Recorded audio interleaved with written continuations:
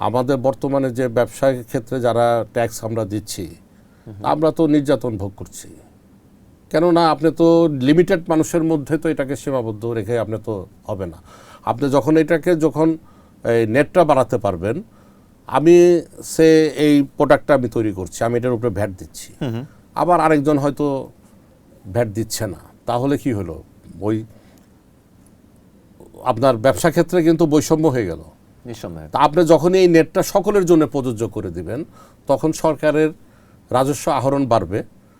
আর আমাদের দেখা যাবে যে যখন আপনি আহরণে এখন যদি আপনি 50 টাকা পান, পরবর্তী সময় যখন দেখবেন 200 টাকা আসলো, তখন কিন্তু আপনি রেশিওটা কমে দিতে পারবেন। অর্থাৎ ভ্যাট ট্যাক্সের যে মানে সীমাবদ্ধতা, এটা অনেকটা কমে যাবে তখন। সেক্ষেত্রে ব্যবসায়ীরা তখন আপনার সুবিধা পাবে কিছুটা। এখন সুবিধা পাচ্ছে না। এখন কি করে সুবিধা পাবে? এখন তো আপনার প্রতিটি ক্ষেত্রেই ভ্যাট ট্যাক্স অস্বাভাবিক। আপনার ভ্যাট ট্যাক্সের ক্ষেত্রে আমি একটা কথা বারবার বলেছি এবং এনবিআর-এর কিছু প্রোগ্রামেও আমি বলেছিলাম যে ভ্যাট ট্যাক্স আমরা দিতে চাই, ব্যবসায়ীরা দিতে চায়, কিন্তু কোনো কোনো ক্ষেত্রে তো সরকার নিজেই নিতে চায় না। কি বলেন? সরকার বলতে এনবিআর অনেক ক্ষেত্রে আপনার এনবিআর-এর কিছু কিছু অসাধু কর্মকর্তা আছে, সব জায়গায় থাকে। সো আপনি আন্ডার টেবিল ডিলিং এর কথা বলছেন? হ্যাঁ, ওগুলো তো থাকেই।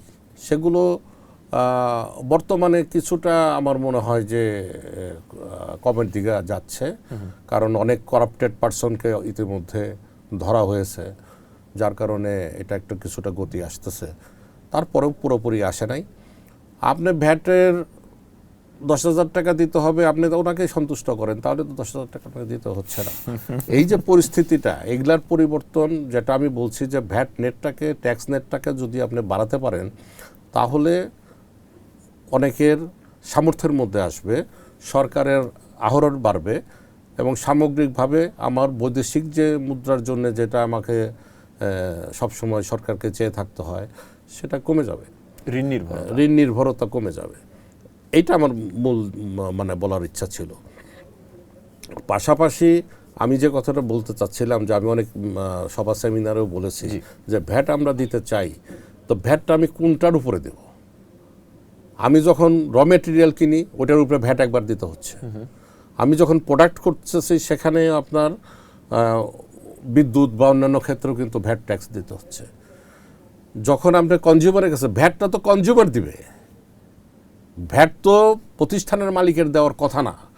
কিন্তু প্রতিষ্ঠানের মালিকই এখন যখন প্রোডাক্টটা বের হয়ে যাচ্ছে, তখনই তো তাকে আবার ভ্যাটের ব্যবস্থা করে দিতে হচ্ছে।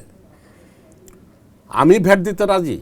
এই প্রোডাক্টটা তৈরি করতে ধরেন আমার র ম্যাটেরিয়াল লাগলো 80 টাকা, তৈরি হইল 100 টাকায়। আমি ভ্যাটটা যখন আপনি আমার কাছে নেবেন, কতটুকুর মধ্যে থেকে নেবেন? আইনত আপনি মনে করেন, আপনার বিবেকের কাছে প্রশ্ন করেন যে আমি কি এই শতভাগের মধ্যে ভ্যাট প্রয়োগ করব, না আমি যে 20% লাভ করলাম, 20% প্রফিট করলাম, সেই 20% থেকে আপনি আমার কাছ থেকে 15% নিয়ে নেন, তাহলে তো আমার কোনো সমস্যা হতো না।